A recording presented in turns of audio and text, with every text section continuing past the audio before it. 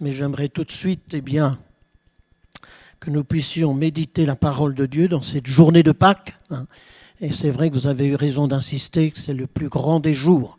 Pour ma part, même si Noël peut être une belle fête, le jour de Pâques, le vendredi saint et le dimanche sont quand même, en tout cas pour ma conviction, le plus grand des week-ends, le plus grand des jours, parce que Jésus est mort et ressuscité pour venir à notre rencontre.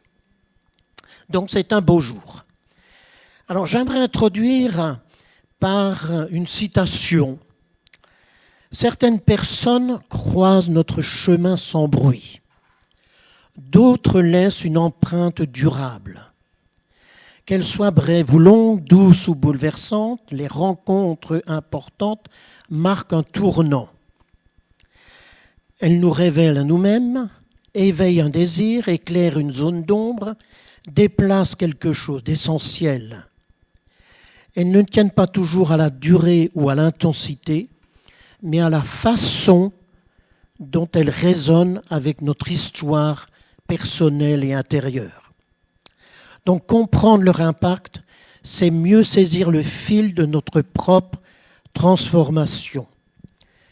Et donc ce matin, je voulais...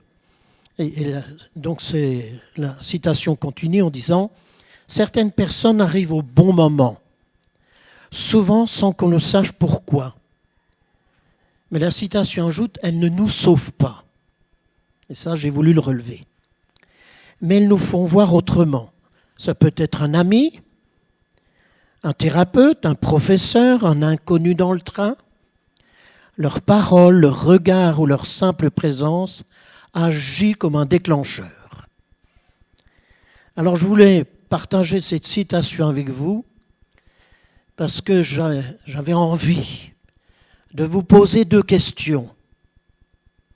Mais je ne vous demande pas de répondre oralement. Vous pourrez répondre en vous-même.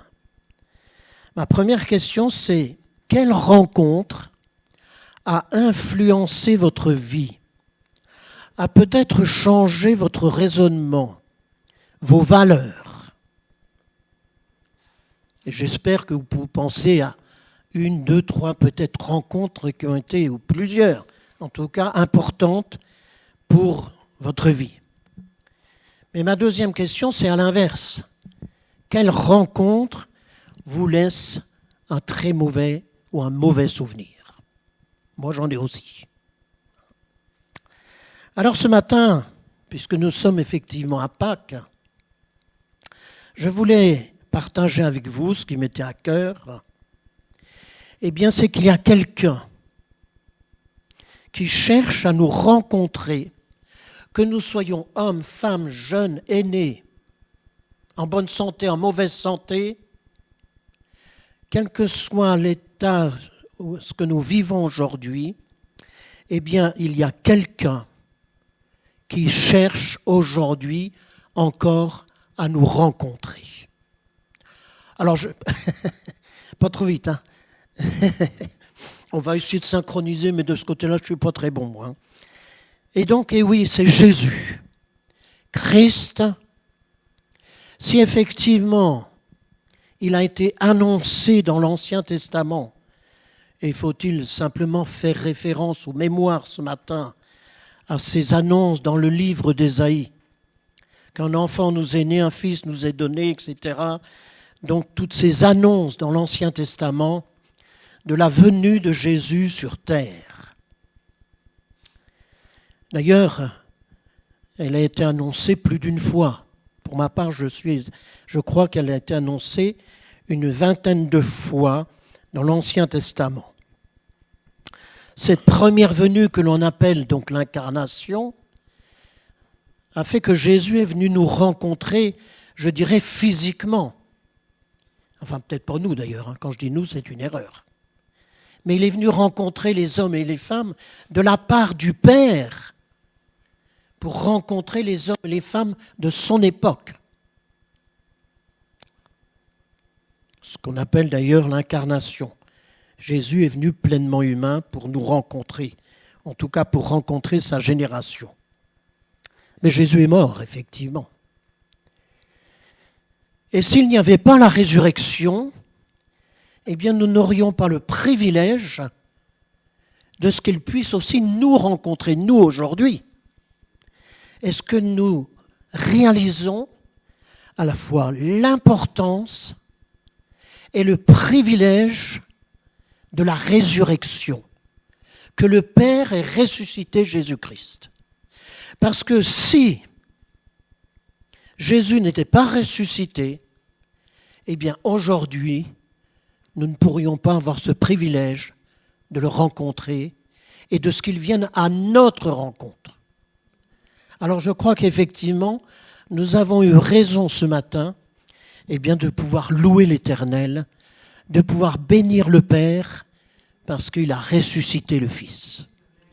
Et Jésus étant ressuscité, nous allons voir pourquoi.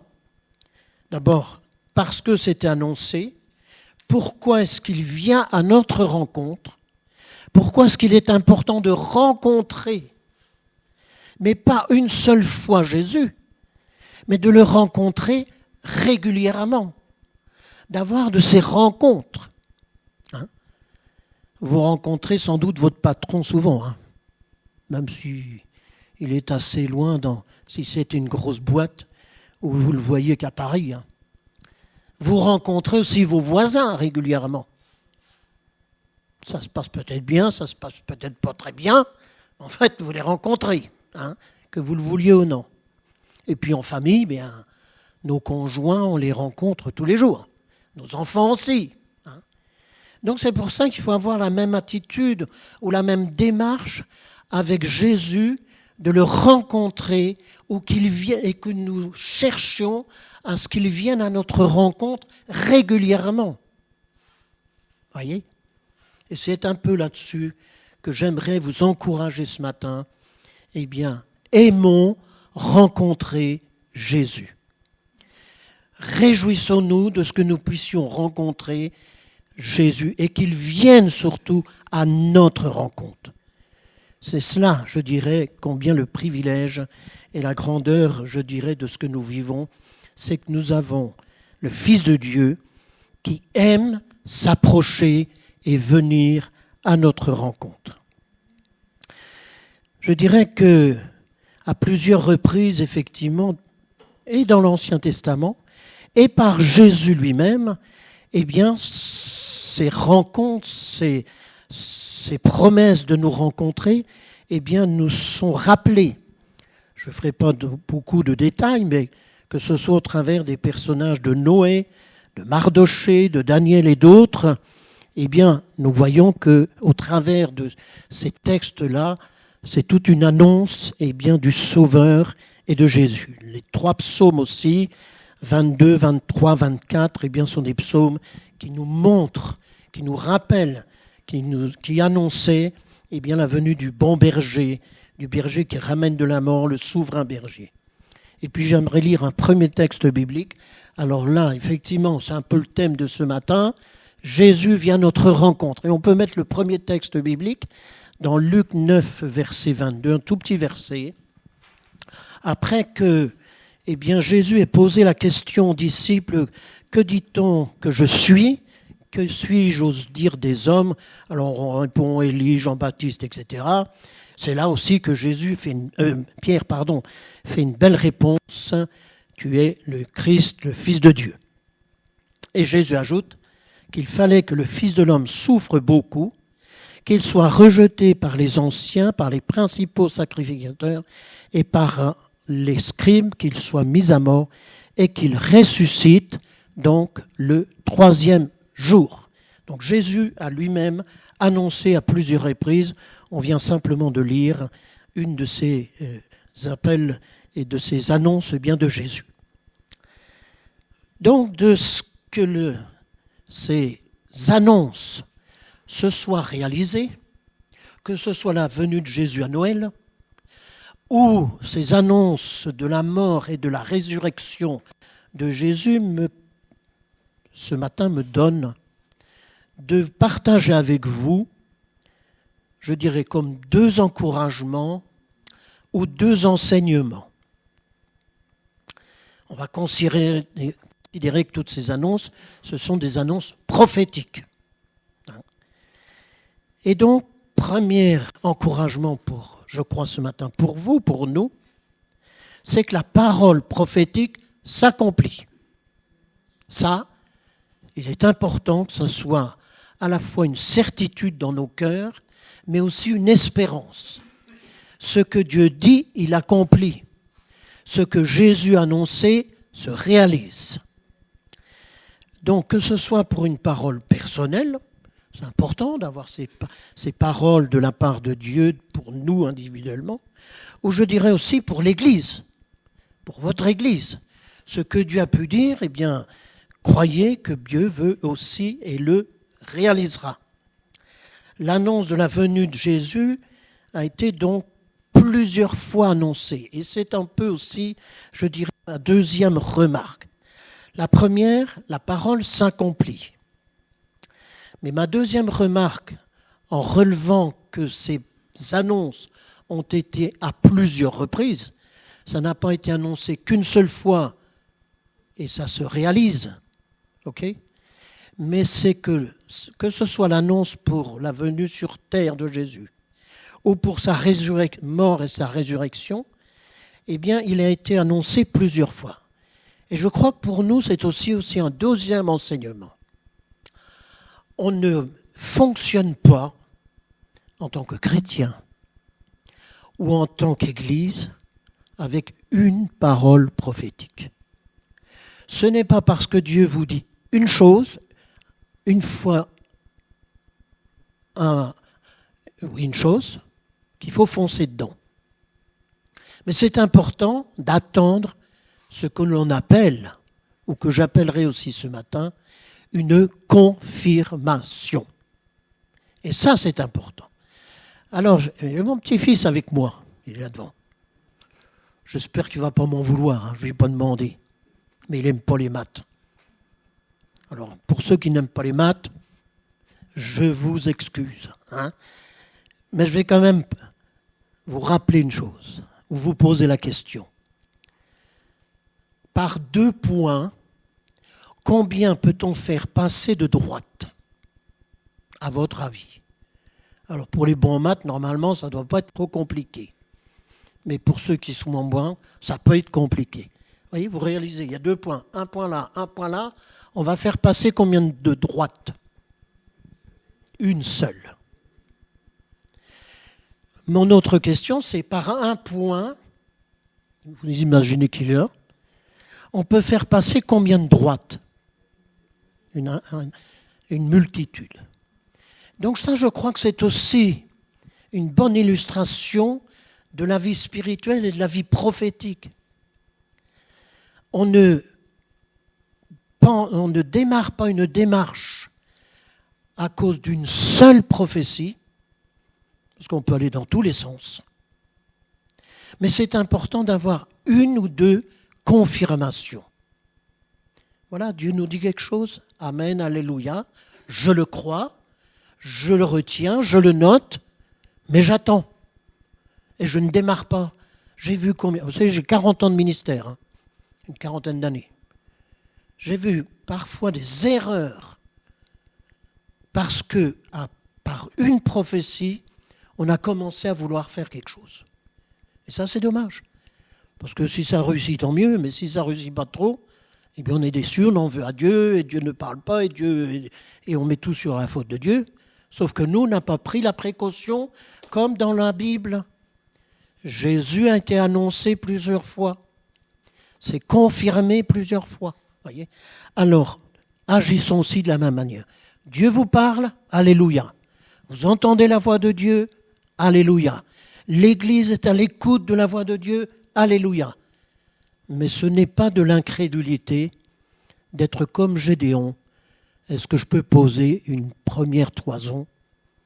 Et Gédéon en a posé une deuxième. Donc lui, il lui a fallu 3 fois. Samuel, pareil, ça a été compliqué d'entendre la voix de Dieu.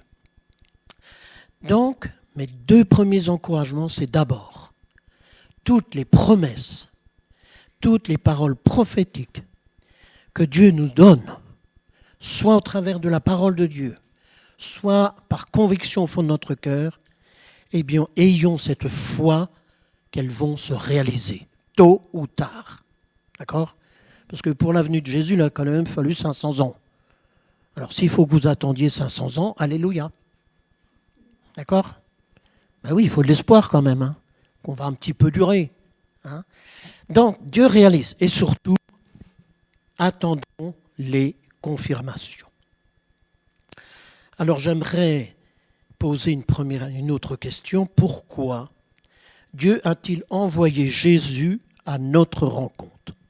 Parce que, souvenons-nous ce matin, et sachant rendre grâce, ce n'est pas nous qui avons, par toutes sortes de moyens ou je ne sais par quelle solution, demandé à ce que Jésus vienne à nous.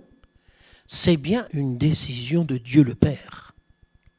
C'est Dieu qui a choisi de nous envoyer le Fils pour qu'il nous rencontre. D'accord ?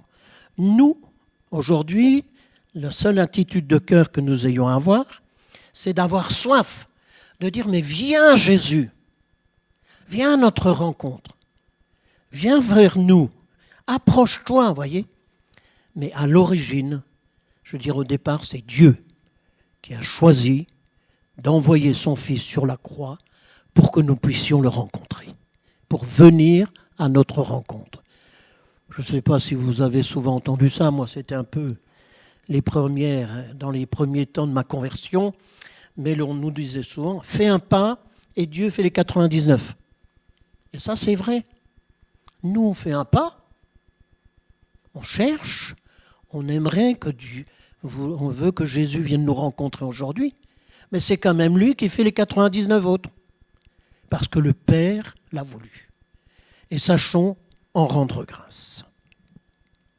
Alors pourquoi est-ce que Dieu a voulu envoyer le Fils à notre rencontre ? Peut-être juste rappeler ce verset de Jean 14, Jean verset 14 et les versets 6 et suivants. Jean 14.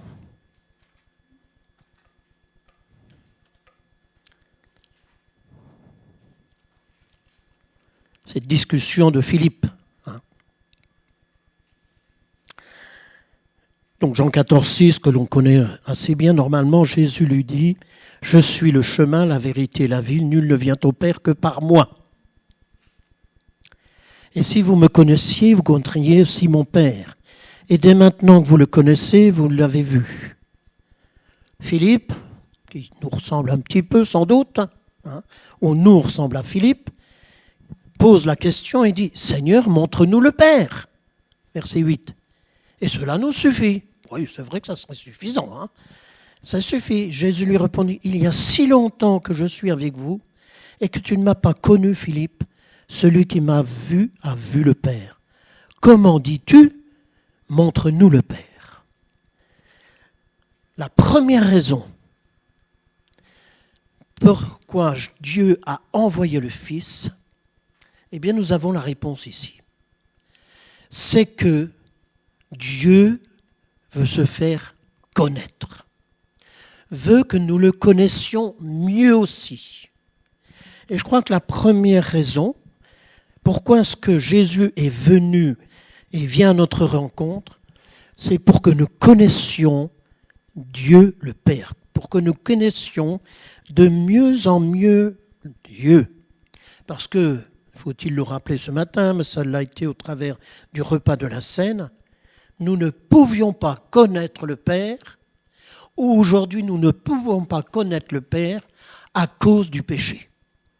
À cause du péché. Le voile était entre nous et Dieu, qui justement était déchiré à la fête de Pâques. Mais ce voile du péché, eh bien, nous rendait impossible de pouvoir rencontrer Dieu. Ce ne sont pas nos propres moyens, nos compétences, notre gentillesse, nos capacités. Ça ne nous rend pas possible de rencontrer Dieu. Même aucune philosophie, aucun parti politique, personne ne peut nous conduire à Dieu. Seul Jésus, qui est venu sur terre, qui est passé par la croix et la résurrection, nous conduit au Père. Et c'est la première raison. Pourquoi est-ce que Dieu a envoyé son Fils ? Bien pour que nous puissions mieux le connaître. Donc, là aussi, ce matin, je pense que nous sommes encouragés, les uns et les autres, à rechercher la présence de Jésus pour mieux connaître aussi le Père, puisque nous connaissons le Père au travers de Jésus. Alors sans doute tout à l'heure, quand je vous ai posé la question, une rencontre qui a changé votre vie, je suis presque sûr qu'un certain nombre d'entre vous, vous m'auriez dit, et c'est une bonne chose, c'est de rencontrer Jésus. Alléluia, et c'est vrai. Notre première rencontre avec Dieu, je dirais, et notre première rencontre avec Jésus, c'est quand ? C'est à la conversion. Lorsque l'on se convertit, lorsque l'on prend la décision, lorsque nous sommes touchés par la parole de Dieu, par l'Esprit de Dieu, et que nous nous tournons vers lui, que nous acceptons qu'il devienne notre Seigneur et Sauveur, en particulier notre Sauveur, cette première rencontre, je ne sais pas pour vous, mais en tout cas pour moi ça m'a révolutionné. Je n'étais pas forcément l'enfant terrible. Comme disent beaucoup de gens, je n'ai ni tué ni volé. Je n'étais pas drogué. Je ne fumais pas non plus. J'étais le garçon qui passe à travers tout, invisible. J'avais 17 ans. Donc d'une famille où j'étais aimé, uni. Mes parents m'ont chéri. Ils m'ont peut-être un peu gâté. Donc j'essaye de ne pas être trop gâteux. Mais donc dans une famille où il n'y avait pas de conflit, il n'y a pas eu de divorce, de chômage. Mes parents étaient agriculteurs d'ailleurs. Je suis fils d'agriculteur et fier de l'être. Mais donc voilà, ça baignait, ça roulait. N'empêche qu'il y avait une chose. Et j'avais 17 ans. J'avais peur de la mort. Je me souviens, dans ces années 14-17 ans, d'avoir plusieurs fois, au fond de mon lit la nuit, pleuré parce que j'avais peur de la mort. Donc, visiblement, ça allait, j'étais en scolarité, je faisais ma 6e, ma 5e, tout ce que vous voulez. Oui. Mais, le jour où j'ai rencontré Jésus, à la Toussaint 71, ça a quand même changé ma vie. Parce que j'étais quand même dans cette attitude. Vous savez, mes parents étaient d'origine réformée, les églises réformées. Et dans ces églises-là, on prend le baptême. Il y a le baptême d'enfant, donc j'ai été baptisé enfant. Et puis il y a la confirmation, à 15 ans. Et à cette époque-là, c'était bien parce que le pasteur de cette église m'a dit, ou disait à tous les catéchumènes, à 15 ans, si vous ne voulez pas prendre la confirmation, vous ne le faites pas. Et moi, je ne l'ai pas faite. J'étais un peu le seul. Ça a fait un peu de révolution dans la famille, parce qu'on était en train de briser une tradition de tous les ancêtres. Pourquoi ? Parce que moi, je disais, Dieu est au ciel, et moi, je me dépatouille sur la terre. Donc, quelque part, je ne connaissais pas Dieu. Donc, je ne voyais pas pourquoi j'allais faire une confirmation de mon baptême de quelqu'un que je ne connais pas. Donc, je ne l'ai pas fait. Et pendant entre 15 ans, 14 et 17 ans, j'allais de temps en temps à l'église, ou je n'allais pas à l'église. Voilà. Puis un jour, on m'a invité à l'âge de 17 ans à un groupe de jeunes qui venaient dans l'église. Alors là, j'ai vu que c'était quand même des gens qui avaient quelque chose de plus que moi, ou d'autrement. Je voyais ce groupe d'une douzaine de jeunes qui étaient heureux, ils chantaient, ils priaient, ils allaient dans la rue pour évangéliser. Ça changeait quand même la donne. Et à ce moment-là, Dieu m'a touché. Et ça a été une vraie révolution. Parce que j'ai commencé à lire la Bible, j'ai commencé à prier, j'ai commencé à lire tous les dimanches au culte, etc., etc. Et la mort, terminée. Je sais où je vais maintenant et j'ai plus peur de la mort. Mais ça a changé ma vie. Moi, je pensais peut-être être géographe ou agriculteur. C'est ce que j'avais envie de faire. Un jour, Dieu m'a appelé à son service. Quelques mois après, 3 mois après. Vous voyez ? Donc ça change la vie. C'est vrai que la première rencontre avec Jésus, normalement, ça fait une différence. Alors je sais qu'il y a des conversions plus ou moins fortes, plus ou moins spectaculaires, plus ou moins, je dirais, visibles, mais quand même si vous avez une conversion assez tranquille, ça a quand même dû, j'espère, changer quelque chose. Parce que quand Jésus arrive dans une vie, ça fait une différence. On est d'accord ? Donc notre première rencontre, elle est là au moment de notre conversion. Mais je dis, et c'est ce que j'aimerais partager avec vous ce matin, c'est qu'après, il va falloir d'autres rencontres aussi. Il ne faut pas rester sur la conversion. Voyez ? Mais en tout cas, première raison pourquoi Jésus vient à notre rencontre, c'est pour que nous connaissions mieux Dieu, le Père, dans tous ses attributs, dans toute sa personne. Voyez ? On a besoin de connaître sa sagesse, sa bonté, sa justice. On ne peut pas dire ce matin, je pense que personne n'oserait dire ce matin, moi je connais Dieu à 100%. Il y a toujours besoin de découvrir Dieu de mieux en mieux. Au début, on croit qu'on croit tout. Vous savez, moi, c'était dans ces années 70, là, et quand on s'est convertis, puis après on a été quelques jeunes ensemble, on a l'impression on était en train de découvrir tout. Les autres n'avaient jamais rien vu avant. Quand on est jeune, bon voilà, il y a du feu, il y a de l'enthousiasme, et puis on ne se rend pas compte. Mais on a besoin de rencontrer Dieu pour mieux le connaître. On avait l'impression de bien le connaître, c'est tout. Ben non, aujourd'hui je dirais plus la même chose. Je sais qu'il y a encore des choses que je ne connais pas de Dieu. On a besoin de ces rencontres. Il me semble que la deuxième raison, alors tu peux mettre qui résume un peu tout ça, la diapo après. Encore après. Voilà, la suivante. Et il y en a une, normalement il y en a une entre-temps. Mais peut-être que quand on change d'ordi, ça... Voilà. Ça c'est un peu pourquoi est-ce que Jésus est venu à notre rencontre. Je viens de le dire, nous faire connaître le Père, de mieux en mieux. La deuxième, c'est, et là je pense que les uns et les autres, vous avez aussi cette approche, cette conviction, cette certitude, il est venu pour nous sauver. Je le disais, nous sommes des pécheurs, nous avons besoin d'être sauvés. Je pense que là, la prédication du salut est quand même assez régulièrement faite chez vous, mais souvenons-nous, nous avons besoin de salut. Nous sommes séparés de Dieu. Alors, petit, grand péché, c'est la même chose.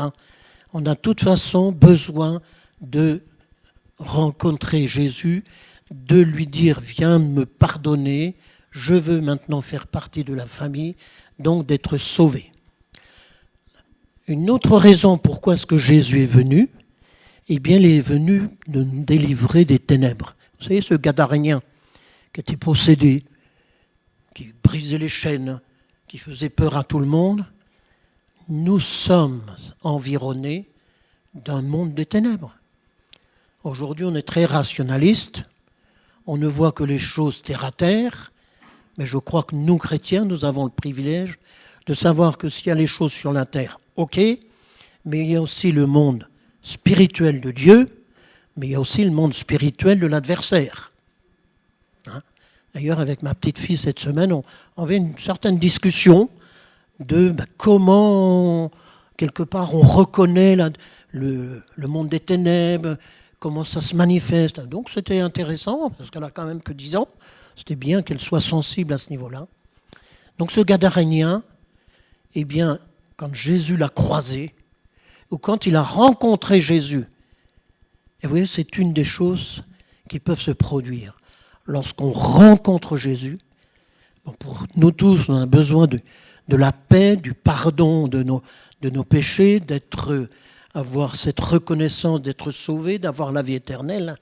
Mais pour certains, eh bien, il y a besoin de ce qu'on appelle de délivrance, besoin d'être libéré de certains esclavages. Alors pour certains, on a toujours entendu parler dans nos églises, ça peut être le tabac, aujourd'hui ça peut être les drogues, mais ça peut aussi être que des mauvaises pensées, toujours la mauvaise pensée, etc. On a besoin, pour certains, je dirais, d'être délivré du monde des ténèbres. L'adversaire veut tenir sous sa coupe un certain nombre de personnes dans ce monde, mais parce qu'elles se laissent aussi, je dirais, prendre. Mais il y aura besoin de te délivrer. Tout esclavage, Jésus nous en libère. Une autre raison aussi, pourquoi est-ce que Jésus est venu? Pour guérir les malades. Et aujourd'hui, merci Seigneur que votre pasteur aille mieux. Je pense que ça va, il y a eu un petit coup de fil, ça va, c'est bon. Bon. Donc c'est bien, vous voyez, Jésus guérit. Notre aîné, parce qu'on a eu 4 enfants, notre aîné, vers les années, il avait 6-7 ans, et puis il avait des otites à répétition. Alors, la nuit, il nous appelait, puis il dit, « Papa, viens prier pour moi. » On priait pour lui, mais c'était fini. Parce que Jésus guérit. Bon, ça ne veut pas dire qu'il n'a pas eu besoin de ce qu'on appelle l'opération du yo-yo après. Mais n'empêche que, merci à notre Dieu, il guérit les malades. Alors vous savez, je suis aussi réaliste. Je ne suis pas là pour vous dire ce matin, tu es malade, tu vas être guéri. Ça, c'est mon espérance, c'est ma conviction. Mais j'ai perdu ma fille à l'âge de 38 ans, un cancer. Elle n'a pas été guérie. Et il y a 3 ans, j'ai perdu mon épouse d'un cancer. Elle n'a pas été guérie. Mais je crois profondément aujourd'hui que Jésus guérit. Mais je ne suis pas là pour dire Jésus guérit tous les malades. Moi, j'aime bien les textes de la Bible où on nous dit Jésus passait, guérissait tous les malades. J'aurais bien aimé ce jour-là. Mais soyons honnêtes, ayons cette assurance que nous avons un Seigneur qui guérit, et j'en ai vu des guérisons, effectivement des gens dans des conventions, ils arrivaient sur une chaise roulante, ils se levaient, ils marchaient. Et alléluia. Mais pour certains, pourquoi est-ce qu'il n'y a pas de guérison? Moi, je n'ai pas de réponse.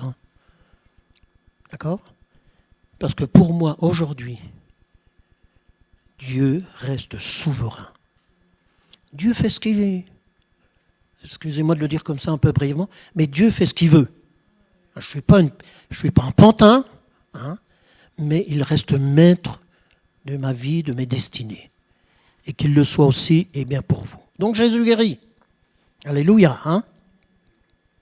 Il est venu aussi pour être un modèle de serviteur. Jésus est un modèle. Il est venu sur terre pour être servi ou pour servir. Il donne la réponse. Il est venu pour servir les hommes et les femmes. Il est venu pour nous rendre service. Il est venu pour travailler au milieu de nous. Et je dirais que Jésus est un modèle pour nous de l'esprit de service. Vous savez que c'est important de développer, de cultiver dans nos vies chrétiennes, en tant que chrétiens, que vous puissiez développer l'esprit de service. C'est-à-dire que je ne revendique pas une place. Je fais aussi ce que l'Ecclésiaste dit, dans l'Église, ce que tu vois, que ta main le fasse. Ça fait partie du service. Ce que je peux faire, je le fais. Ce que Dieu m'appelle à faire, je le ferai. Voyez ? Mais de cultiver cet esprit de service. Peut-être que je relirai tout à l'heure, mais dans Philippiens, on nous dit bien qu'il n'a pas réclamé de rester dans la gloire. Jésus s'est abaissé et c'est de marcher humblement. Donc l'esprit de service. Jésus est un modèle. Soyez, je dirais, comme Jésus, de la manière dont il a agi sur terre, dont il s'est comporté, de la manière dont il a parlé, eh bien que nous puissions les uns et les autres être comme Jésus. Il est venu aussi, c'est une autre raison, vous voyez, pourquoi est-ce qu'il est venu auprès de nous rencontrer, c'est de pourvoir aux besoins. Qu'ils soient matériels, qu'ils soient spirituels, qu'ils soient affectifs, qu'ils soient moraux, eh bien Jésus vient pour répondre à nos besoins. Un tout petit exemple, un exemple, ou une idée que j'ai eue en préparant. Donc nous étions une famille de 6. Alors, je le dis en tout respect et sans problème, mais je pense que la plupart d'entre vous savez que le salaire d'un pasteur, même s'il est ministre, il n'a pas forcément un salaire de ministre. Définition de l'État. OK ? Eh bien, Dieu a toujours pourvu. Nos enfants ont fait des études, etc. On a été en vacances. C'était un moment important, les vacances. L'été, on prenait 3 semaines en famille. Mais Dieu a pourvu. Et dès le début du mariage, parce que moi, je finissais mes études, mon épouse venait d'avoir son diplôme d'assistante sociale, elle était assistante sociale. Et donc, moi, je n'avais pas de salaire.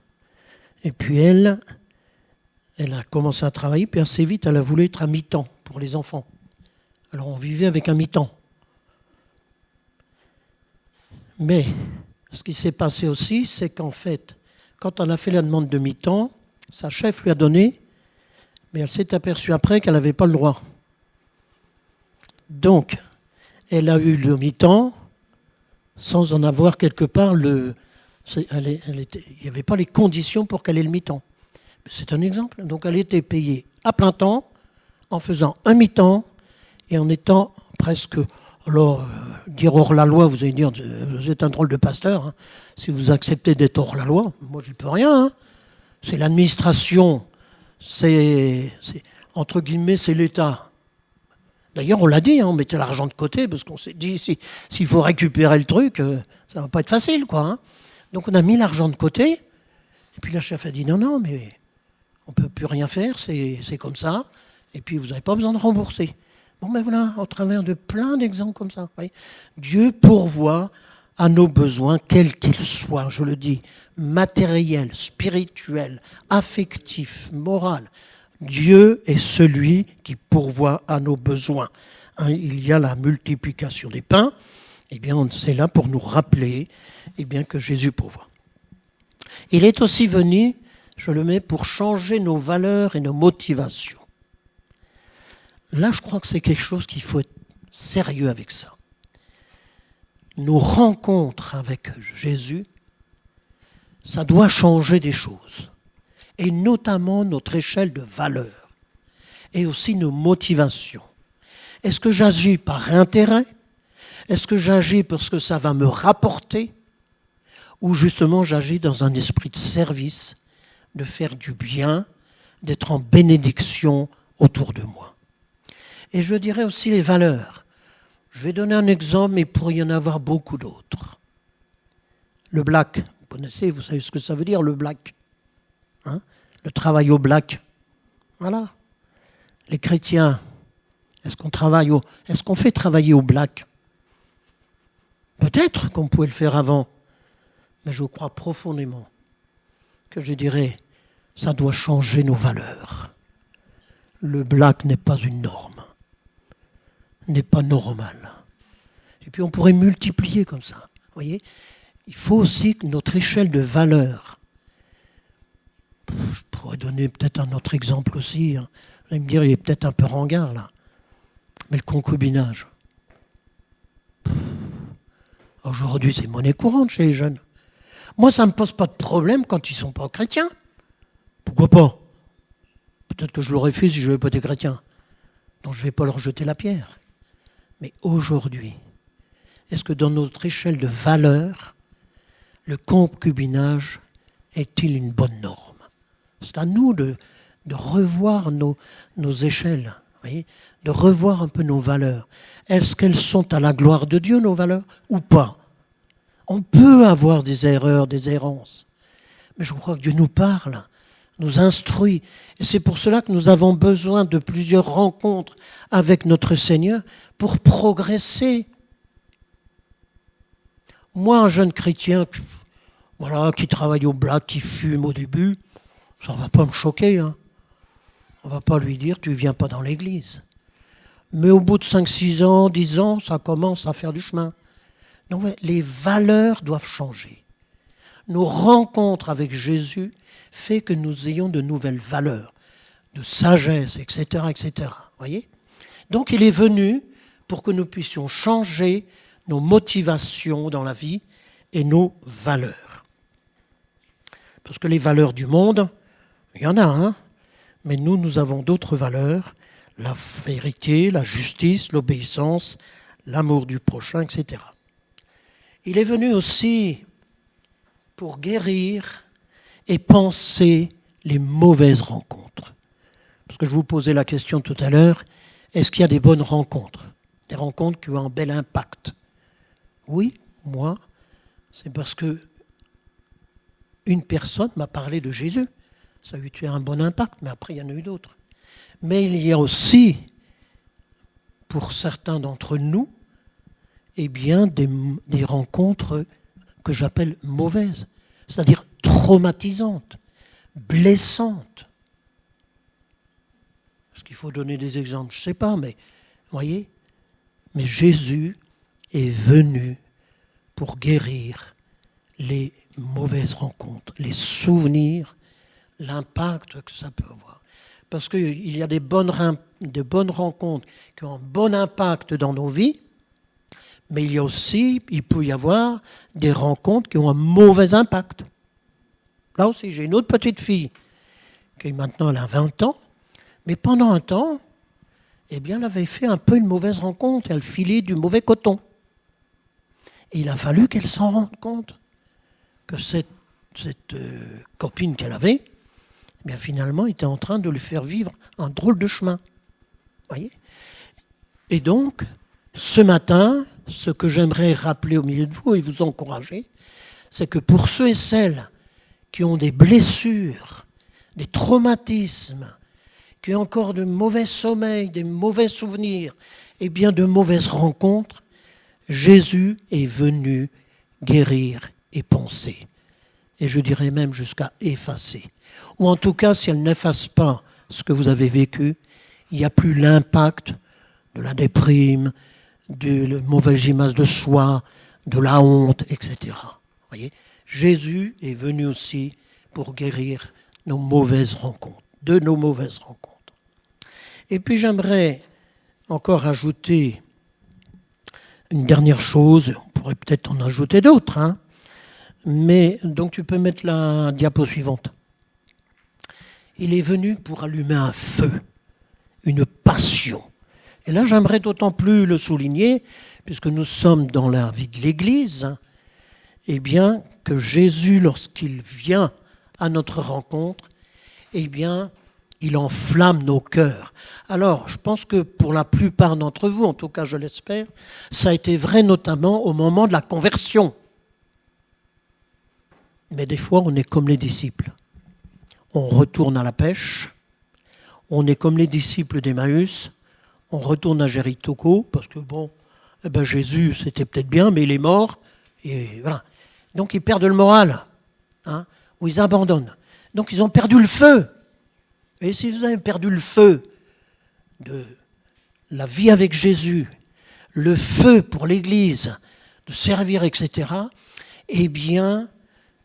on a besoin d'une nouvelle rencontre. Et de ces rencontres avec Jésus, que ça puisse, je dirais, rallumer le feu. Donc il est venu pour allumer une passion, il est venu pour mettre du feu dans nos cœurs, pour le servir, pour le suivre, pour l'aimer, pour l'adorer, parce que le pardon, parce que la vie de l'esprit, enflamme nos cœurs pour l'Église, pour le royaume de Dieu. Juste, je dirais un petit exemple aussi. Donc, je vous disais, je me suis converti en 71. Alors, c'était quand même un petit peu un temps de réveil. En tout cas, je le crois. Il y a eu quand même 10 jeunes en même temps. En 7 ans, on était plus de 80 personnes. Bon, c'était quand même pas mal, quoi. Donc, et puis on y allait, hein. C'était 3 réunions par semaine, les camps d'été, voilà. Il y avait du feu. Alors ma grand-mère, que j'aimais beaucoup, me dit « Oh, c'est un feu de paille !» Alors le pasteur nous avait dit « Vous n'avez qu'à répondre, le Seigneur, il a beaucoup de paille dans le grenier. » Parce qu'il faut l'alimenter, le feu. Vous avez peut-être aussi un feu de bois, hein, ou feu charbon. Mon épouse était du Nord, donc les gens se chauffaient encore beaucoup au charbon. Mais il faut en remettre du charbon, il faut en remettre du bois. C'est pas le tout de l'allumer le jour de la conversion. La conversion, on allume le poêle une première fois. Mais après, il faut remettre un peu de bois. Moi, mon poêle à bois, il faut en mettre tous les 2 heures. Si au bout de 2 heures, j'en mets pas, il s'éteint. Eh bien, si je ne remets pas une nouvelle rencontre avec Jésus, eh bien, mon feu s'éteint. Donc, on a besoin de ces rencontres, que Jésus vienne à notre rencontre pour mettre du feu, pour attiser. Voyez ? Et ce n'est pas non plus culpabilisant ni anormal si à un moment vous avez une baisse du feu. Je le disais, hein, les disciples d'Emmaüs, ils ont fait demi-tour, ils étaient en train de retourner. Voyez ? Élie, dans l'Ancien Testament, pareil. Lui, il fait descendre le feu sur 400, et devant une petite femme, Jézabel, complètement ratatinée, hein, complètement démoralisé, dépressif. Bon, donc ce n'est pas culpabilisant. Si vous êtes dans une période où ce n'est pas le feu pour l'Église, je dirais que ce n'est pas grave. Parce qu'il faut pas que ça dure. Mais je ne peux que vous inviter, revenez à Jésus. Demandez à Jésus, faites une nouvelle rencontre. Entretenez cette relation avec Jésus. Pour que le feu demeure, pour qu'il mette toujours un petit peu de Saint-Esprit. Hein. Et le Saint-Esprit, c'est le feu d'en haut. D'accord ? Donc le baptême dans le Saint-Esprit, c'est bien, mais ce n'est pas qu'une seule fois dans la vie. On a besoin d'être renouvelé dans la vie de l'Esprit. Hein. Besoin d'être renouvelé dans ces rencontres avec Jésus. Donc une passion. Moi, j'aime beaucoup que nous soyons des passionnés. Petite histoire aussi. On avait un garçon qui était l'aîné des garçons, qui était... j'ai 2 garçons et 2 filles. Hein. Et il était un peu passionné de foot. Et comme on était dans le Nord, évidemment, c'était le RC Lens. Hein. Bon. Donc, quand il y avait des matchs, je vous assure ils sont passionnés hein, dans le stade. Hein. Ça crie, ça remue, ça chante. Hein. Les corons de Bachelet, ils chantaient tout ça. Donc, il y avait de la passion. Mais nous aussi, hein, nous avons besoin d'avoir ce feu, d'être comme, entre guillemets, des footballeurs, et on y va. Et on chante au Seigneur, et on soutient hein, tout ce qui se fait dans l'œuvre de Dieu. Que Dieu nous donne de pouvoir être des passionnés. Alors pour finir l'histoire de ce fils, après on a déménagé à Lyon. Et c'est l'année où Lens a perdu la Coupe de France et Lyon est devenu. Alors il s'est fait un petit peu chahuter quand même. Il s'est fait un petit peu mettre en boîte. Et sa grande écharpe sang et or, il a commencé à la mettre de côté. Voyez ? Mais pour dire, voilà, soyons des passionnés. Alors ce matin, je dirais, qu'est-ce qui rallume notre passion ? C'est surtout ça qui est important. Bon, on peut avoir une baisse, hein, mais qu'est-ce qui peut rallumer ? Donc, vous savez, les disciples, ce sont aussi des exemples qui nous déculpabilisent parce qu'ils ont aussi leur baisse de passion. Mais qu'est-ce qui peut nous passionner ? Qu'est-ce qui redonne de la passion ? Eh bien déjà, c'est la lecture de la Bible. Une lecture régulière passionne, remet du feu dans nos cœurs. Hein. Je crois que c'est important. Hein. Et je le disais des fois, parce que je suis dans l'église en retraite, hein, je suis en retraite. Et donc je suis dans l'église à Fanières, mais moi ça me fait du bien d'entendre le pasteur Rémy. Ça me fait du bien pourtant. Pour Dieu, hein. Je pourrais arriver au culte en se disant, de toute façon, je connais. Non, je ne connais pas. Dieu veut toujours me dire quelque chose. Dieu peut me dire quelque chose ce jour-là, au travers du pasteur, vous voyez, au travers de la prédication. Donc la lecture de la Bible, l'écoute de messages, les études bibliques, entendre et écouter des messages, partager la scène comme nous l'avons fait, les chants, eh bien tout ça redonne de la vigueur. Et aussi, je le disais, rapidement je le dis, Donc, je le rappelle, nous avons été baptisés, j'espère, dans le Saint-Esprit les uns les autres, mais on a besoin de renouvellement, besoin d'un nouveau, une nouvelle fraîche rose, une nouvelle visitation du Saint-Esprit. Et donc, si je suis passionné, je peux prier sans avoir peur, je peux témoigner sans avoir peur, je peux faire aussi des choses que je ne connaissais pas ou que je ne savais pas faire. Je pense souvent à Japheth, ce personnage dans le livre de Chroniques qui dit « Invoque à l'Éternel en disant « Si tu me bénis et que tu étendes mes limites ». Je dirais que Dieu nous fait aller plus loin. Vous savez, je suis quelqu'un de timide. Dieu a brisé ces choses-là. Il nous fait aller dépasser nos limites. Voyez ? Donc c'est important, je dirais, que la vie de l'esprit soit, je dirais, renouvelée dans nos cœurs. Conclusion de tout ça, soyons des passionnés par Jésus, pour le royaume. Soyons passionnés comme Jésus, comme Élie, comme les disciples, que notre feu spirituel, nous puissions l'alimenter. Moi, j'aime beaucoup ce passage de Jean 2,17. Je crois que je l'ai mis dans les références. Jean 2,17, ça vous dit quelque chose ? Jean 2,17, qu'est-ce que Jésus a dit ? Le zèle de ta maison me dévore. Est-ce que la vie de l'Église, ça dévore votre cœur ? Alors au début, on nous disait, quand on était jeunes mariés, c'est vrai qu'on était tous les dimanches à l'église, tous les repas communautaires, on nous disait, c'est excessif. Bon, moi je préfère être un peu excessif qu'un peu pas excessif. Voyez ? Soyons passionnés pour le royaume de Dieu. N'ayons pas peur que ça brûle. Est-ce que le feu de Dieu est pour votre Église ? C'est la question que je vous pose ce matin. Est-ce que vous avez du feu pour servir, pour vivre, pour suivre, pour avancer avec votre Église ? Je dirais que ça brûle jamais de trop, si vous me permettez de le dire. Alors, peut-être en guise de conclusion, souvenons-nous que Jésus a marché sur un chemin qui n'était pas facile. Ce chemin entre nous et Dieu n'est peut-être pas toujours facile. Sur le chemin de Jésus, il y a eu les crachats, les railleries, les reniements, et même de passer par la croix.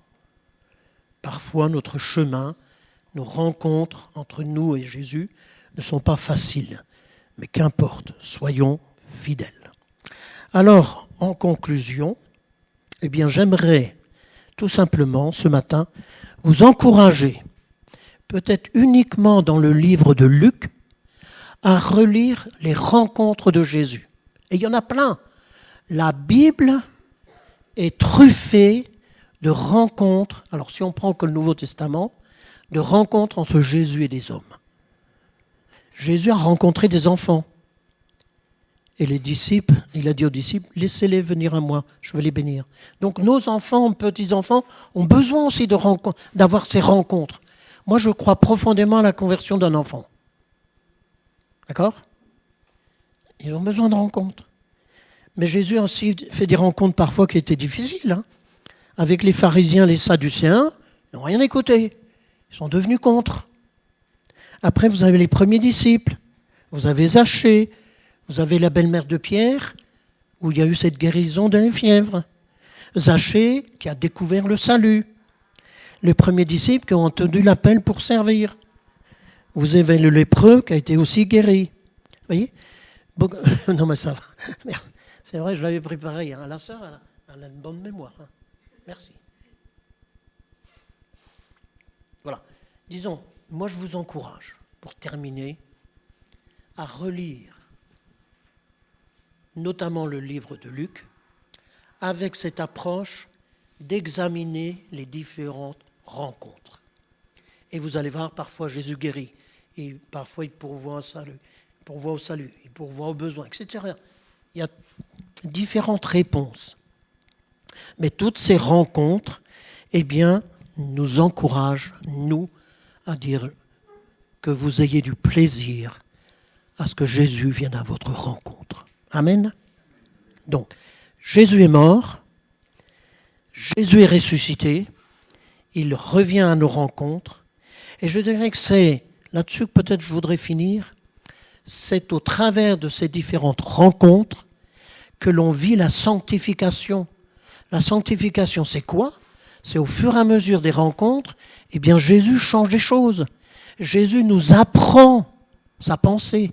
Oui, mais on a besoin de plusieurs rencontres et de rencontrer, ou que Jésus nous rencontre régulièrement, eh bien pour grandir dans la vie chrétienne, pour mûrir au travers de ces rencontres, eh bien je vais vivre la sanctification. La sanctification, pour moi, c'est le résultat d'un certain nombre de rencontres avec Jésus. Si vous voulez grandir dans la foi, mûrir dans la foi, eh bien, il n'y a pas d'autre chemin que de rencontrer Jésus régulièrement. Ça ne se fait pas tout seul. Donc c'est pour ça que je voulais vous encourager ce matin. Jésus est ressuscité, il est venu pour tout ce que nous avons vu et pour que nous puissions grandir dans la foi. Donc c'est au fur et à mesure de nos rencontres, eh bien, que notre vie va être aussi changée. Est-ce que je peux vous inviter à vous lever pour qu'on puisse conclure en priant? Parce qu'on m'a dit que ça allait bien entre la demi et moins le quart, il me reste 2 minutes. Allez, merci Seigneur. En tout cas, repensez ce matin au jour de la Pâques. Jésus est venu à notre rencontre. Et Jésus veut venir à votre rencontre régulièrement. Seigneur, nous te remercions pour ta parole. Parce que c'est toi qui as choisi de venir à notre rencontre. Et nous voulons ce matin te remercier. Te remercier parce que non seulement tu es venu, mais tu es venu pour que nos vies soient changées, pour que nos vies soient transformées, pour que nos vies soient tellement différentes et remplies de ton amour, remplies de ta paix, remplies de ta bienveillance, de ta disponibilité aussi.